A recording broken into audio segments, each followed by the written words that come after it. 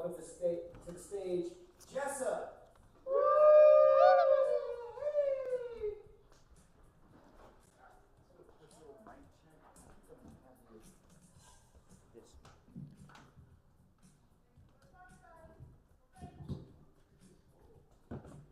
Which one do you want me to use, left or right? Let's have you use that's a nice one. This one? Yes. Okay.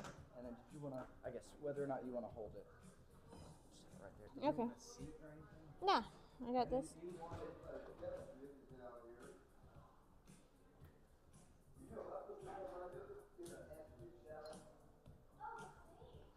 Oh, perfect. That works. I'll try to remember to bring my stamp. I'll- Take it out of my car. I'll bring it next time. I'll remember next time.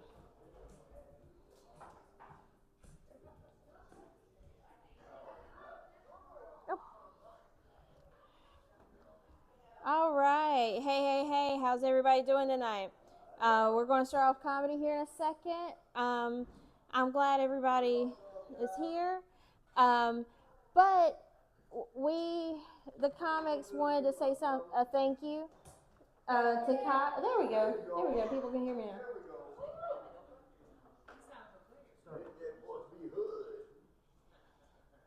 We good? All right. So.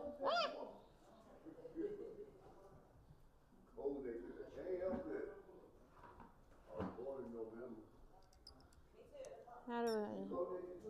There we go. Okay. How do I tighten this? I think I'm gonna.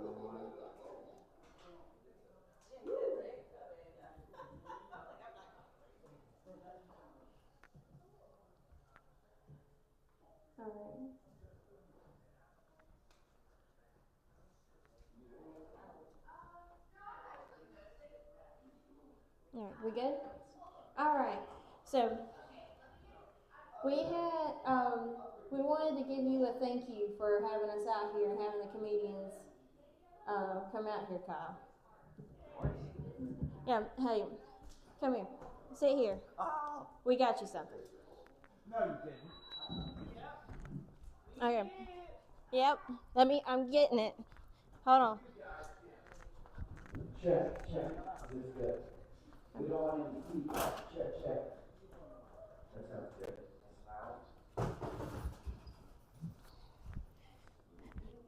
Well, you guys already got me a nice enough gift. Just bring it yourselves and your presents. We like laughter. You know, musicians can be really serious, up on the stage. Oh, this and that. Your key signatures. All right. Oh my God, what? What is this? So we know you do music. So have you ever seen a Les Paul before it was sold off to Gibson? No. Well, good, because No. this isn't that. Okay. All right, this is your present from us. Oh! It's an air guitar. Oh my God! It's an air guitar. You didn't. Well, I can tell that you restrung it before you gave it to me, and you didn't have to be so nice. Oh my God! Pretty color. Thank you. That's my favorite color. Walk around with it. Okay, I will play it, but you guys are gonna have to let me tune. I'll tell you what. You're hilarious. Give me a hug. Thank you so much. Thank you, guys. That was hilarious. I'm gonna give it to you. That was hilarious. Well, I'm taking it. you can have the box if you want it, or I will take it home and put it in the pile. I'm not going to make you take a box. But all right. So tonight I just want to fuck around a little bit and just tell y'all some stories. I want to tell you about the time I learned what the word pescatarian means. When I was in Portland, I moved out there and we went to culinary school. So when I was out there in T3, we're doing the restaurant, and a pescatarian came into the place. Nobody knew what they were wanting to eat. Like, they have a special diet, and like, oh, well, they can eat this, but they can't have that. I was like, why can't we feed these people meat? Y'all pescatarians don't eat meat. Well, my southern ass wasn't hearing the word pescatarian. I was hearing Presbyterian, and I was like, I have eaten fried chicken at a Presbyterian's house. Why can we not feed them food? Oh, no, you dumb little, bless your heart. This pescatarian, they only eat fish. Like, okay. I had a girlfriend ask me if I go through my boyfriend's mail, like what comes in the mailbox, like USPS Salmon. And no, I don't look through that. That's just, Harbor Freight ads and bills. I don't want either of those things. Those are all his problems. And she was like, well, what if he was cheating on you with some girl through the mail? I was like, if he's got a bitch that still buys stamps, him and Mildred can have a grand old time. I was like, as long as he's dipping into some of Grandpappy's money, I am fine with it. The only thing I ask is that Grandpappy was writing out, a candy paint at El Camino. I just want to drive it. I've had a lot of people tell me that I should be dating biblically. That I should, date in the most Christian way possible. And the way I see it, I wasn't even married biblically. I got married on a lake to where, so if I got married in a church, my mother wouldn't catch on fire. People ask me, Jessa, what's your Christian name? I was like, if you knew my parents, you know I don't have one. Now, I think your boyfriend would respect you more if you dated him in a Christian sense. I doubt that. The man's Jewish. I'm going to, give you a hardcore disagree on that one. I also don't know how to woo men. I don't know how to, flirt with men or, say, hey, you want to do it? I don't know how to do that. The best thing I can do is, do the robot while singing Tenacious D songs. And nobody, wants to fuck her gently when she's doing, weird shit in the corner. When I was growing up, I never liked career day. I always hid the paperwork so nobody in my family would show up. Because, I was raised by, a herd of felons and a gaggle of church bitches. The last thing I need is my grandpa Butch telling all the 7-year-olds how to make Molotov cocktails. I come from the type of family where all the mixed drinks mostly involve, brake fluid. I know I sound like I was raised by the cast of Hee Haw. I sound like, my teething ring was made out of Marlboro Reds. I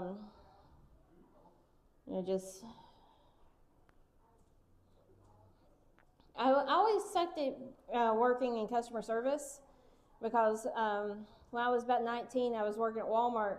This guy comes in with this flat of party cookies, and there was only 7 left, and he goes, my wife ate all these cookies, and now her stomach hurts. And without hesitation, I'm like, well, no shit. Well, no fucking shit. I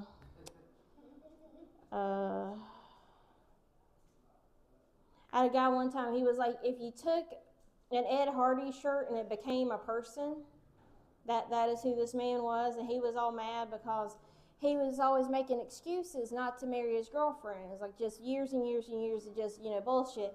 And she ends up pregnant with somebody else, and he's talking about the Lord and how she's going to hell and he's the righteous one. And this woman was wanting him to raise the baby. I was like, well, then that'll make you like Joseph. I thought that man was going to break every bone in my face. I was worth it. Who likes to sing while they, drive around in their car, when nobody's around? I do sing, but I shouldn't, because when I sing, I sound like George Jones getting neutered.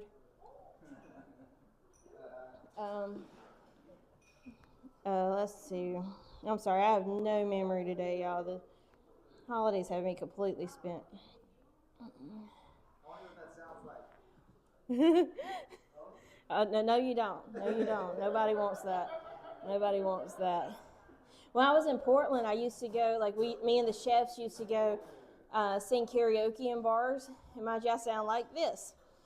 So the first song would be the slowest Loretta Lynn Yeehaw song they have, and the second one would be the fastest rap song that was on the list, and they never saw that shit coming out of me.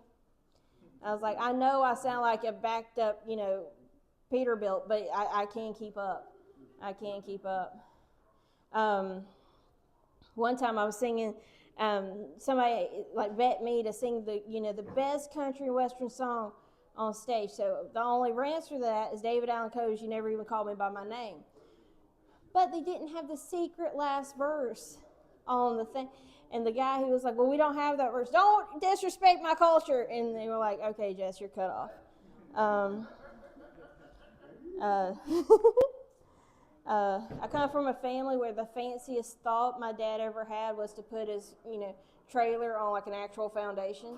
I put bricks on it, but it was always just on bricks. They were just never pretty.